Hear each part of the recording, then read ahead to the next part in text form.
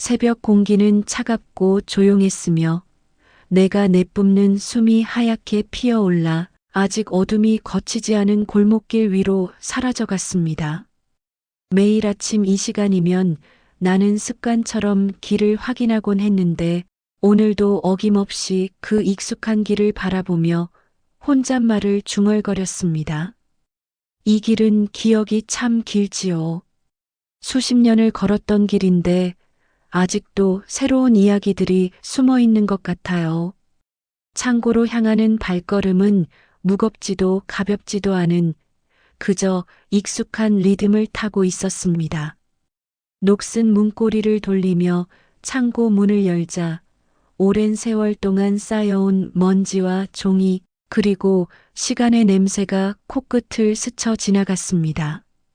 판자 사이로 스며드는 얇은 아침 빛이 창고 안의 어둠을 조금씩 밀어내고 있었고 나는 그 빛을 따라 안쪽으로 들어서며 스스로에게 다짐했습니다. 정리만 돕고 가면 됩니다. 그냥 간단히 정리만 하고 가면 되는 거예요. 하지만 계획과는 다르게 오래된 상자들을 하나씩 들춰보다가 구석진 곳에서 특별한 것을 발견하게 되었습니다. 상자 아래쪽 깊숙한 곳에서 끈으로 단단히 묶인 편지 묶음 하나가 나온 것입니다. 그 묶음 위에는 미배달이라는 빨간 도장이 겹겹이 찍혀 있었고 마치 시간 자체가 그 끈에 함께 묶여 있는 것처럼 느껴졌습니다. 나는 그 묶음을 조심스럽게 손에 들고 한숨을 내쉬며 말했습니다. 이것들이 아직 여기서 기다리고 있었네요. 얼마나 오래 기다렸을까요? 편지들을 하나씩 살펴보니 주소는 세월의 발에 흐릿해져 있었고 우표들은 원래 색깔을 잃고 바랜 채로 구석이 말려 있었습니다. 하지만 그 무엇보다도 눈에 띄는 것은 각 편지마다 적힌 글씨체들이었습니다. 어떤 것은 정성스럽고 단정한 글씨로, 어떤 것은 급하게 휘갈겨 쓴 듯한 글씨로, 또 어떤 것은 떨리는 손으로 힘들게 써내려간 것 같은 글씨로 적혀 있어 나는 그 글씨들을 보며 오랜 경험에서 우러나온 지혜로 중얼거렸습니다. 글씨체만 봐도 그 사람의 성격이 보입니다. 이 편지는 아마 어머니가 자식에게 쓴 것 같고 이것은 연인끼리 주고받던 편지 같네요. 나는 가방에서 낡은 수첩을 꺼내어 펜을 준비했습니다. 그리고 각 편지의 주소를 한 줄씩 정성스럽게 베껴 적기 시작했는데 그 과정에서 이상하게도 마음이 차분해지고 조용해지는 것을 느꼈습니다. 마치 오래전 현역 시절 매일 아침 배달 순서를 정리하던 그 시간들이 되살아나는 것 같았습니다. 수첩에 마지막 주소를 적으며 나는 결심에 찬 목소리로 말했습니다. 한 장, 또 한 장, 차근차근 순서대로 가보겠습니다. 늦었지만 이제라도 제대로 배달해 드려야죠. 첫 번째 주소지에 도착했을 때 그곳은 이미 문이 굳게 닫혀 있었고 집 전체가 비어 있는 듯한 쓸쓸한 기운을 풍기고 있었습니다. 오랫동안 사람이 살지 않은 것 같은 그 집을 바라보며 나는 마치 그 좁은 골목조차도 이미 그 사실을 알고 있는 듯한 느낌을 받았습니다. 그래도 혹시나 하는 마음에 문을 두드리며 정중하게 말씀드렸습니다. 실례합니다. 오래된 우편물이 있어서 배달하러 왔는데요. 아무런 응답이 없어 근처 상점으로 발길을 돌렸습니다. 구멍가게 주인 할머니께서 고개를 들고 나를 바라보시길래 나는 편지의 주소를 보여드리며 그 집에 대해 물어보았습니다. 할머니는 잠시 생각에 잠기시더니 아쉬운 표정으로 대답하셨습니다. 아, 그 집 사람들 말이죠? 몇 년 전에 고향으로 내려가셨어요. 연락처요? 글쎄요, 그것까지는 모르겠네요. 워낙 오래됐어요. 실망스러웠지만 포기할 수는 없었습니다. 나는 항구 쪽으로 향하는 길을 걸으며 차가운 바람을 맞았습니다. 바람이 유독 차갑게 느껴져 가져온 보온병을 열고 따뜻한 차를 천천히 마시며 스스로에게 물어보았습니다. 이렇게 늦어져도 괜찮을까요? 이미 몇십 년이나 늦은 편지인데 하루 이틀 더 늦는다고 해서 무슨 상관이겠어요? 그런 생각을 하다가 문득 수첩을 펼쳐 한 줄을 적어 내려갔습니다. 시간도 배달이 되기를 바라며라는 짧은 문장이었습니다. 그리고 나는 스스로 다짐했습니다. 시간도 배달이 된다고, 늦었지만 지금이라도 전해질 수 있다고 믿기로 했습니다. 그런 믿음은 신기하게도 무거웠던 발걸음을 가볍게 만들어 주었고, 나는 확신에 찬 목소리로 혼잣말했습니다. 그래요, 나는 시간을 배달하는 사람입니다. 늦었지만 소중한 시간들을 배달하는 거예요. 다시 걷기 시작하기 전에 가방을 열어 그 소중한 편지 묶음을 가방 안쪽 깊은 곳에 조심스럽게 눕혔습니다. 그리고 가방의 버클을 천천히 마치 의식을 치르는 것처럼 정성스럽게 닫으며 다짐했습니다. 오늘부터 다시 나가겠습니다. 예전처럼, 아니 예전보다 더 정성스럽게 배달을 시작하겠습니다. 그때 주머니 속 휴대전화가 울렸습니다. 화면을 보니 딸아이였습니다. 전화를 받자마자 내 목소리가 평소보다 조금 밝아지는 것을 느꼈습니다. 응, 딸아. 왜 이렇게 일찍 전화했어? 딸아이의 목소리에는 평소와 같은 걱정이 묻어 있었습니다. 아빠, 요즘은 좀 쉬셔야 하는 거 아니에요? 은퇴하셨는데 왜 또 밖으로만 나가시려고 해요? 나는 딸아이를 안심시키려고 짧게 대답했습니다. 괜찮다고, 그냥 잠깐 산책 삼아 걸을 거라고, 집에만 있으면 답답하니까 조금만 나와 있겠다고. 하지만 전화를 끊고 나서도 내 마음은 이미 길 위에 있었고 앞으로 찾아가야 할 주소들을 생각하며 가슴이 두근거리고 있었습니다. 딸아이에게 마지막으로 한 말이 가슴에 울렸습니다. 조금만, 정말 아주 조금만 걸어볼게요. 걱정하지 마세요. 하지만 나는 알고 있었습니다. 이것이 단순한 산책이 아니라는 것을, 그리고 이 길이 생각보다 길어질 수도 있다는 것을. 그래도 상관없었습니다. 누군가를 기다리고 있을지도 모르는 그 편지들을 생각하면 조금 더 걸어볼 만한 가치가 있는 일이라고 생각되었으니까요. 두 번째 주소지에 도착했을 때 나는 잠시 망설였습니다. 낡은 아파트 현관문 앞에서 초인종을 누르고 나서 그 소리가 복도에 길게 울려 퍼지는 동안 과연 이것이 옳은 일인지 스스로에게 물어보았습니다.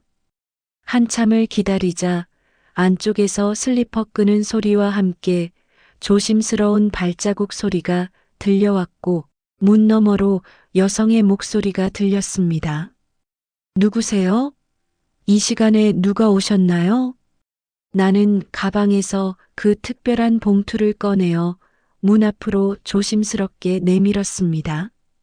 봉투 모서리에는 바랜 글씨로 1997년 5월이라는 날짜가 적혀 있었고 그 글씨를 본 순간 문 너머에서 누군가의 숨소리가 갑자기 멈추는 것을 느꼈습니다. 그리고 떨리는 목소리로 중얼거리는 소리가 들렸습니다. 이거 오빠가 보낸 편지네요. 어떻게 이런 일이. 문이 열리자 40대 후반쯤 되어 보이는 여성이 나타났는데 그녀의 눈에는 이미 눈물이 고여 있었습니다. 그녀는 편지를 받아든 채로 거실로 나를 안내했고 벽에 걸린 오래된 액자를 가리키며 말했습니다. 여기 있는 사진이 그때 찍은 거예요. 오빠랑 바다에 놀러 갔을 때. 사진 속에는 젊은 남매가 파도를 배경으로 환하게 웃고 있는 모습이 담겨 있었고, 그녀는 편지를 천천히 펼치며 읽어 내려갔습니다. 그리고 중간쯤에서 목이 메인 채로 말했습니다. 그때 제가 화를 많이 냈었거든요. 오빠가 그걸 미안해하고 있었네요. 이렇게 오랫동안 나는 그런 그녀를 지켜보며 괜히 민망해져서 자리에서 일어나려 했지만 그녀는 부엌으로 가더니 작은 귤 봉지를 들고 나왔습니다. 정중히 사양했지만 그녀는 웃으며 내 가방에 그 귤들을 넣어 주었고 달콤한 귤 향이 가방 안에서 은은하게 퍼져나왔습니다. 길에서 드세요. 추운 날씨에 따뜻할 거예요. 정말 고맙습니다. 오빠 편지를 전해주셔서. 다음 목적지는 골목 안쪽에 자리한 작은 헌책방이었습니다. 유리문을 밀고 들어서자 오래된 책들의 냄새와 함께 조용하고 차분한 분위기가 나를 맞았습니다. 책방 주인은 50대 중반쯤 되어 보이는 과묵한 남성이었는데 내가 건넨 편지를 받아보더니 잠시 놀란 표정을 지었습니다. 그에게 온 편지는 다른 것들에 비해 상당히 짧았는데 내용은 이러했습니다. 어릴 때 빌렸던 그 만화책, 아직도 제가 갖고 있어요. 언젠가 꼭 돌려드릴게요. 편지와 함께 낡은 도서관 대출카드 한 장이 들어 있었는데 거기에는 여성의 이름이 정성스럽게 적혀 있었습니다. 책방 주인은 그 카드를 보더니 조용히 웃었고 나도 덩달아 미소를 지으며 말했습니다. 책은 늦게라도 언젠가는 돌아오나 보네요. 사람의 마음과 함께 말이에요. 하지만 모든 배달이 이렇게 따뜻한 것만은 아니었습니다. 어떤 주소지들은 이미 오래전에 비어 있었고 사람들은 어디론가 떠나간 후였습니다. 그런 곳에서는 할 수 없이 문간이나 화분 옆에 편지를 조심스럽게 두고 올 수밖에 없었는데 바람이 그 봉투들을 살짝 넘기며 지나갈 때마다 나는 마음속으로 중얼거렸습니다. 늦어서 정말 죄송합니다. 그래도 언젠가는 받아보실 수 있기를 바랍니다.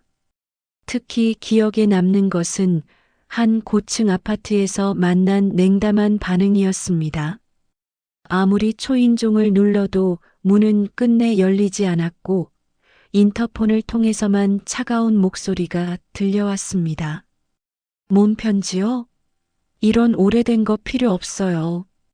그냥 두고 가세요.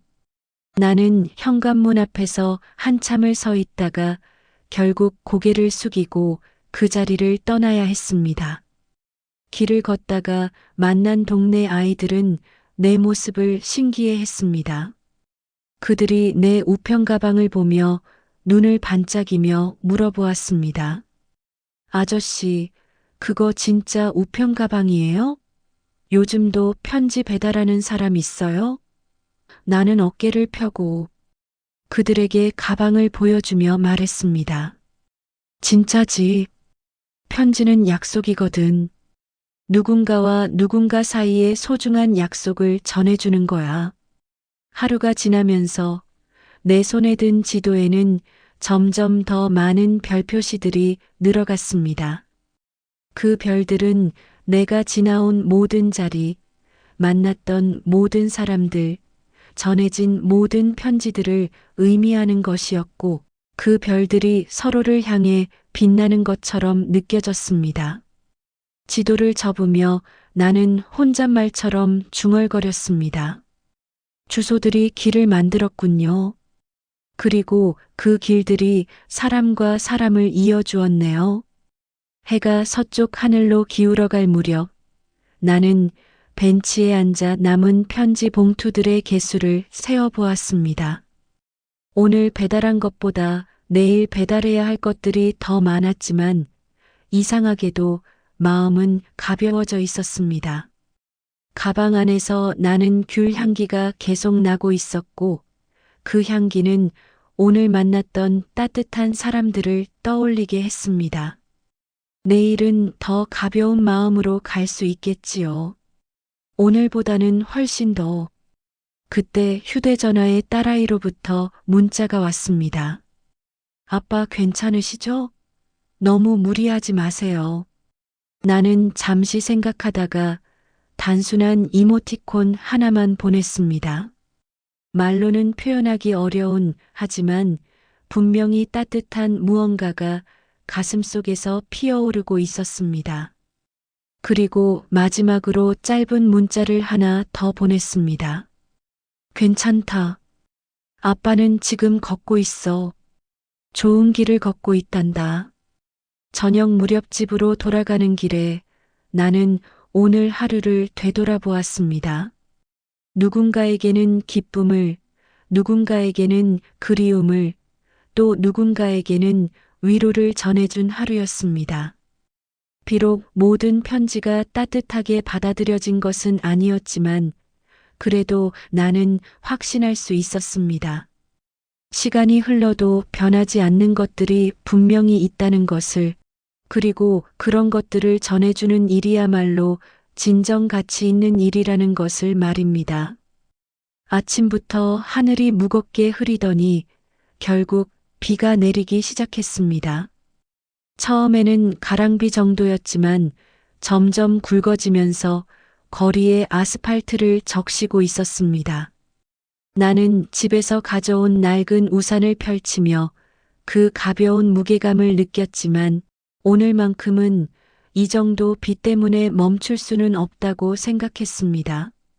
가방 안에는 어제 배달하지 못한 편지들과 오늘 새로 배달해야 할 편지들이 기다리고 있었고 나는 스스로에게 다짐하며 말했습니다. 비가 와도 가야 합니다. 누군가는 아직 기다리고 있을 테니까요. 비가 점점 세져지자 나는 벤치에 앉아 가방을 열고 소중한 편지들을 하나씩 점검하기 시작했습니다. 혹시 비에 젖을까봐 집에서 가져온 비닐봉지로 편지들을 하나씩 조심스럽게 감쌌는데 그 과정에서 숨이 조금씩 짧아지는 것을 느꼈습니다. 최근 들어 이런 일이 종종 있었지만 나는 애써 무시하려 했고 스스로를 다독이며 중얼거렸습니다. 조금만 더 버텨보자. 오늘 몇 통만 더 배달하면 되니까. 첫 번째 목적지에 도착했을 때 문이 열리기도 전에 이미 불길한 예감이 들었습니다. 중년 여성이 문을 열자마자 나를 보는 눈빛이 예사롭지 않았고 내가 조심스럽게 봉투를 내밀자 그녀의 표정은 더욱 차갑게 굳어졌습니다. 이제 와서 이런 걸 가져오시는 거예요? 이게 얼마나 오래된 편지인지 아세요? 나는 그녀의 분노를 충분히 이해할 수 있었습니다. 그녀는 봉투를 받아들고는 거칠게 찢어서 펼쳤고 2페이지에 걸쳐 빼곡히 적힌 편지 내용이 드러났습니다. 비바람이 그 종이를 흔들었지만 그녀는 개의치 않고 읽어내려가다가 중간쯤에서 목소리가 떨리기 시작했습니다. 이런 내용을, 이걸 진작 받았으면 모든 게 달라졌을 텐데요. 지금은 이미 너무 늦었어요. 너무 늦었다고요. 나는 그런 그녀 앞에서 고개를 깊이 숙이고 진심으로 사과했습니다. 변명할 수 없는 늦음에 대해, 그리고 그 늦음이 누군가의 인생에 끼친 영향에 대해 마음 깊이 사죄했습니다. 죄송합니다. 정말 죄송합니다. 제가 더 일찍 찾았어야 했는데, 이런 일이 일어나지 않게 했어야 했는데, 그녀의 떨림이 내 손까지 전해오는 것 같았고, 나는 그 무게감을 온몸으로 느끼며 서 있을 수밖에 없었습니다. 그녀의 집을 나와 다음 목적지로 향하던 중 예상치 못한 일이 벌어졌습니다. 빗물로 미끄러워진 보도에서 내 발이 균형을 잃으면서 넘어지고 말았고 그 순간 어깨에 메고 있던 가방이 바닥으로 굴러떨어지며 입구가 벌어졌습니다. 그 안에 들어있던 소중한 편지 봉투들이 사방으로 흩어지는 모습을 보며 나는 절망적인 목소리로 외쳤습니다. 안 돼, 안 된다고. 더욱 끔찍한 것은 그중 한 장이 빗물이 흘러가는 도로 쪽으로 밀려나가고 있다는 사실이었습니다. 나는 무릎에서 피가 나는 것도 개의치 않고 그 편지를 향해 달렸지만 손이 닿을 듯 말 듯한 거리에서 그 봉투는 계속 물길을 따라 떠내려가고 있었습니다. 잡혀라, 제발 잡혀라. 나는 간절한 마음으로 손을 뻗었지만 거리는 좁혀지지 않았습니다. 그때 갑자기 누군가가 나 위로 우산을 씌워주었고 동시에 한 청년이 재빠르게 발로 그 편지 봉투를 붙잡아 주었습니다. 나는 가쁜 숨을 몰아쉬며 그를 바라보았고 청년은 걱정스러운 표정으로 물어보았습니다. 아저씨, 괜찮으세요? 많이 다치신 것 같은데 제가 도와드릴게요. 일단 비 안 맞는 곳으로 가시죠. 청년의 도움으로 근처 약국에 들어가 간단한 응급처치를 받았고 약사 선생님이 혈압을 재어보자 평소보다 상당히 높게 나왔습니다. 약사 선생님은 심각한 표정으로 말씀하셨습니다. 오늘은 무리하지 마시고 집에 가서 쉬세요. 이 상태로 계속 돌아다니시면 큰일 날 수도 있어요. 결국 나는 하루 일을 마무리하고 집으로 돌아와야 했습니다. 젖은 편지들을 하나씩 꺼내어 조심스럽게 펼쳐서 선풍기 앞에 널어놓고 말리는 작업을 시작했습니다. 다행히 대부분의 편지들은 비닐 포장 덕분에 큰 손상을 입지 않았고 시간이 지나면서 글씨들이 다시 또렷하게 모습을 드러냈습니다. 다시 살아났네요. 정말 다행입니다.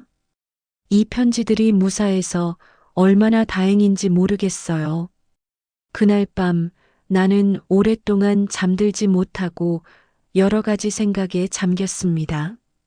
오늘처럼 위험한 일이 또 일어난다면 어떻게 할 것인가? 내 몸이 이 일을 계속 감당할 수 있을 것인가? 그리고 정말로 이 일을 멈춰야 하는 것은 아닌가? 하는 생각들이 머릿속을 맴돌았습니다. 하지만 그런 생각들이 머릿속에서 맴돌다가도 내일 배달해야 할 주소들을 떠올리면 그 모든 의구심들이 금세 사라지곤 했습니다. 아직 끝이 아닙니다. 아직 기다리고 있는 사람들이 있어요. 새벽이 되어서야 나는 휴대전화를 꺼내어 음성 메모 기능을 켰습니다. 그리고 내일의 나 자신에게 전하고 싶은 말들을 차분하고 평온한 목소리로 녹음하기 시작했습니다. 내일의 나에게 오늘은 힘든 하루였지만 그래도 해낼 수 있었어. 내일은 더 조심하자. 천천히 하지만 멈추지는 말고 계속 가자. 누군가는 우리를 기다리고 있으니까. 그리고 나는 창밖을 바라보았습니다. 비는 그쳤지만 아직 구름이 하늘을 덮고 있었고 내일 아침이 되면 다시 그 길 위에 서게 될 자신의 모습을 상상해 보았습니다. 비록 오늘은 완벽하지 않은 하루였지만 그래도 분명한 것은 포기하지 않았다는 사실이었습니다. 그리고 내일도 그 다음 날도 계속해서 그 길을 걸어나갈 것이라는 확신이 마음 한편에서 조용히 자리 잡고 있었습니다. 모든 편지를 배달하고 나서 가방을 정리하던 중 맨 아래쪽에서 마지막 봉투 하나가 나왔습니다. 처음에는 그저 놓친 편지 하나려니 생각하며 무심히 보았는데 봉투에 적힌 이름을 보는 순간 내 손이 떨리며 멈춰버렸습니다. 거기에는 분명히 박만수 귀하라고 적혀 있었고 그것도 너무나 익숙한 글씨체로 말입니다. 나는 그 봉투를 들고 한참을 서 있다가 혼잣말처럼 중얼거렸습니다. 이게 내 이름이네. 어떻게 이런 일이. 집으로 돌아와서도 나는 그 봉투를 선뜻 열지 못했습니다. 대신 창가에 조심스럽게 올려두고 한참을 바라보았는데 창가에 놓인 작은 난초가 내 숨소리에도 미세하게 흔들리는 것을 보며 마음이 조용히 떨리기 시작했습니다. 언제 온 걸까요? 누가 보낸 걸까요? 그리고 왜 하필 저기 창고에 있었을까요? 질문들이 머릿속에서 맴돌았지만 답을 찾을 수는 없었습니다. 결국 나는 혼자서는 이 편지를 열 용기가 나지 않아서 골목 끝에 있는 작은 문구점으로 향했습니다.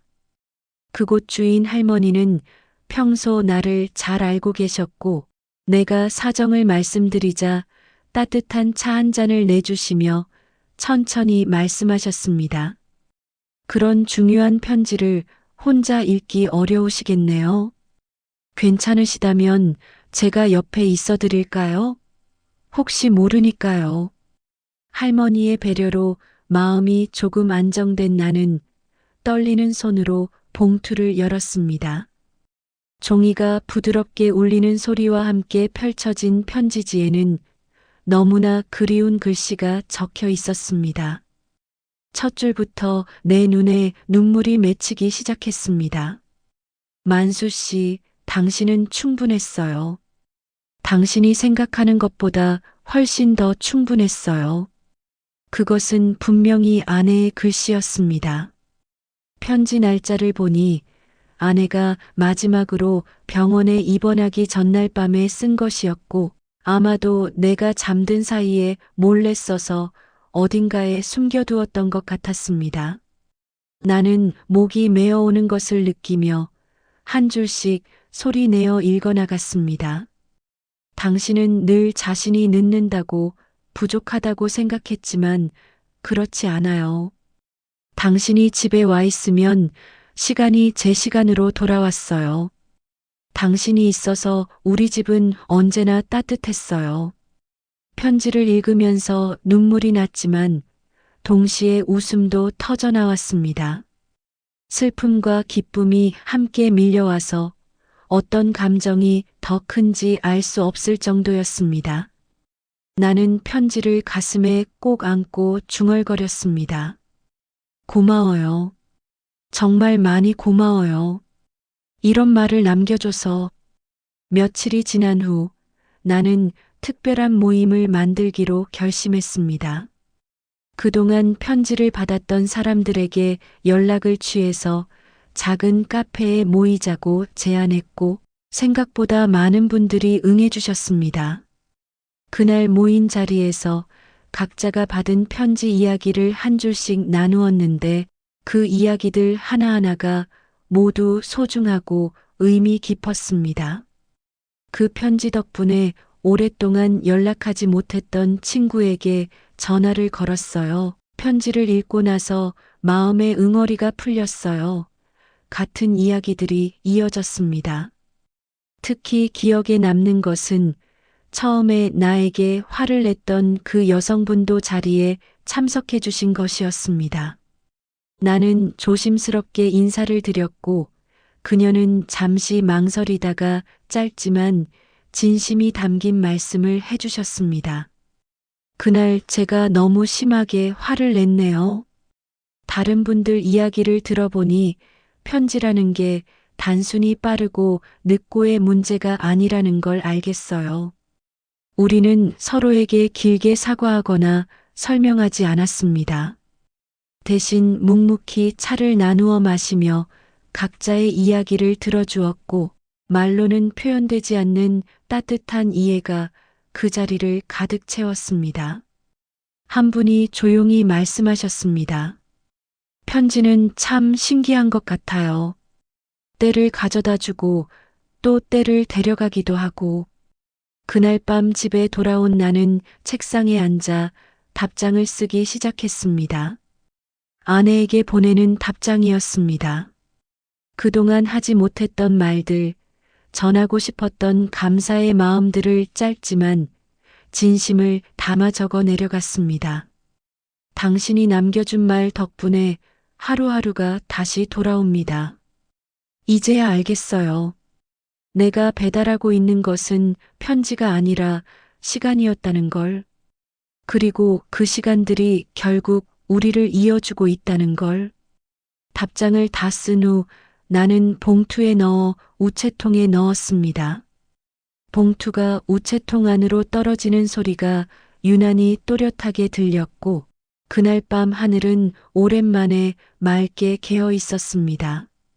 우체통을 바라보며 나는 작은 목소리로 중얼거렸습니다. 잘 가세요. 잘 도착하세요. 그리고 언젠가 다시 만나요. 문구점으로 돌아가는 길에 할머니께서 영수증 뒷면에 뭔가를 적어서 건네주셨습니다. 거기에는 수고 많으셨어요. 앞으로도 건강하세요라고 적혀 있었고 나는 그 작은 메모를 받아들고 깊이 고개를 숙였습니다. 할머니, 저는 오늘 조금 가벼워진 것 같습니다. 오랫동안 짊어지고 있던 무언가를 내려놓은 것 같아요. 집으로 돌아가는 길에 나는 지난 며칠간의 여정을 되돌아보았습니다. 우연히 발견한 미배달 편지들로 시작된 이 모든 일들이 결국 나 자신에게로 돌아오는 여행이었다는 것을 깨달았습니다. 그리고 이제야 비로소 알 수 있었습니다. 진정한 배달은 편지를 전하는 것이 아니라 사람과 사람 사이의 마음을 이어주는 것이라는 걸. 그리고 그 일은 결코 늦거나 빠른 것이 아니라 언제나 적절한 때에 이루어진다는 것을 말입니다. 달력을 보니 오늘이 내가 스스로 정한 마지막 배달 날이었습니다. 빨간 펜으로 그어둔 동그라미가 선명하게 보였고 이상하게도 마음이 무겁지 않고 오히려 고요하고 평온했습니다. 창가에 앉아 아침 햇살을 바라보며 나는 스스로에게 다짐했습니다. 오늘은 새로운 편지를 배달하는 것이 아니라 그동안 만났던 분들께 인사만 드리고 올 겁니다. 그것으로 충분해요. 평소보다 더 정성스럽게 준비를 했습니다. 오래된 모자를 꺼내어 쓰고 낡은 가방을 구석구석 깨끗하게 닦았습니다. 그 과정에서 내 손길이 가방의 모든 부분에 오래 머물렀는데 마치 오랜 동반자와 작별을 준비하는 것 같은 기분이었습니다. 거울 앞에서 모자를 바로 쓰며 나는 중얼거렸습니다. 자, 가봅시다. 마지막이니까 한 번만 더 제대로 가보자고요. 첫 번째로 찾아간 곳은 그 따뜻했던 여성분의 집이었습니다. 초인종을 누르자마자 문이 열렸고 그녀는 나를 보자마자 환한 미소를 지어주었습니다. 우리는 긴 말 없이 서로를 바라보며 웃었고 그 웃음 속에 지난 며칠간의 모든 이야기가 담겨 있는 것 같았습니다. 나는 정중하게 인사를 드렸습니다. 그동안 정말 고마웠습니다. 덕분에 좋은 시간을 보낼 수 있었어요. 헌책방 주인에게도 들러 인사를 드렸고 처음에 화를 냈던 분께도 찾아가 다시 한번 정중히 고개를 숙였습니다. 어디를 가든 사람들은 따뜻하게 맞아주었고 긴 설명이나 작별 인사 대신 그저 서로의 눈을 바라보며 고개를 끄덕이는 것만으로도 충분했습니다. 말로는 다 표현할 수 없는 감사와 이해가 그 짧은 순간들에 모두 담겨 있었습니다. 모든 인사를 마치고 나서도 가방 안에는 아직 한 장의 편지가 남아 있었습니다. 주소를 확인해 보니 이미 오래전에 이사를 간 곳이었고, 근처에서 물어보니 그 가족은 아예 다른 도시로 이주했다고 했습니다. 나는 그 편지를 들고 바다가 보이는 공원 벤치에 앉았습니다. 그리고 그 편지를 조심스럽게 열어서 바다를 바라보며 조용히 읽어주었습니다. 잘 지내고 계신지요? 늦은 안부를 전해드립니다. 비록 직접 전해드리지는 못하지만 이 마음만큼은 바다를 건너 닿기를 바랍니다. 집으로 돌아온 나는 오랫동안 함께한 우편 가방을 옷장 안 깊숙한 곳에 정성스럽게 걸어두었습니다. 그리고 작은 메모지에 짧은 글귀를 적어서 가방에 붙여두었습니다. 시간을 배달한 가방, 여기서 잠시 쉬어가세요. 언젠가 다시 필요한 날이 오면 길은 이어질 거예요. 라고 적힌 그 메모를 보며 나는 미소를 지었습니다. 저녁 무렵 딸아이가 집을 찾아왔습니다. 평소 같으면 딸아이가 먼저 안아주기를 기다렸겠지만 오늘은 내가 먼저 딸아이를 꼭 안아주었습니다. 그 포옹은 오랫동안 미뤄두었던 것이었고 딸아이도 조금 놀라면서도 따뜻하게 받아주었습니다. 아빠, 이제는 혼자 빨리 걷지 말고 저랑 같이 천천히 걸어요. 어디 가고 싶은 곳이 있으면 같이 가요. 집 앞 골목으로 나가니 여러 창문에서 손을 흔드는 사람들이 보였습니다.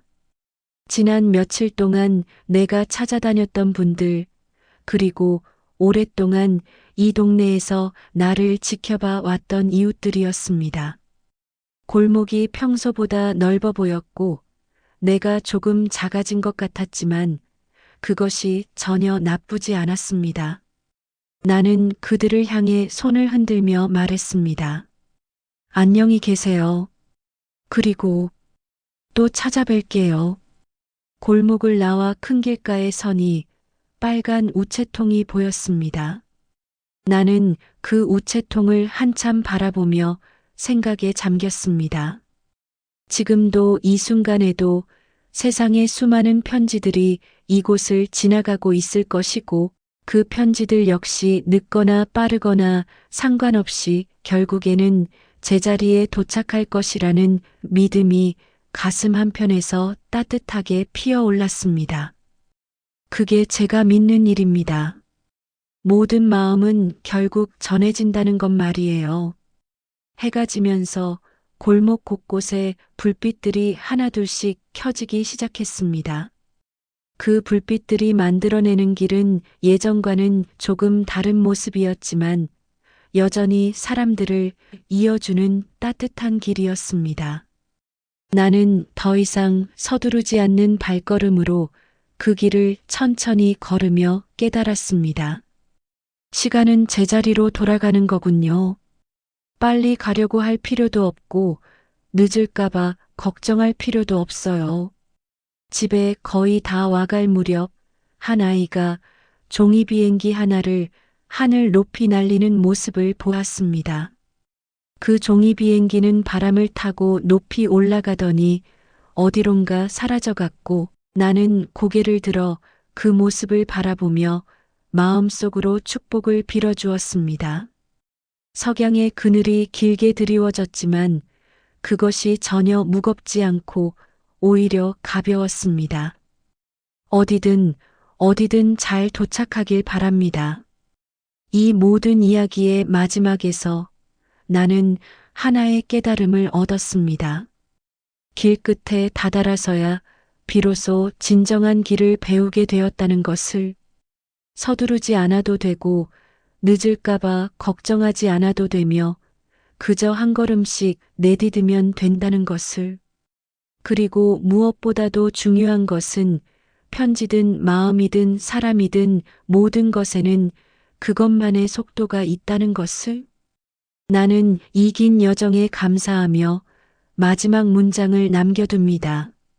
편지는 사람의 속도입니다.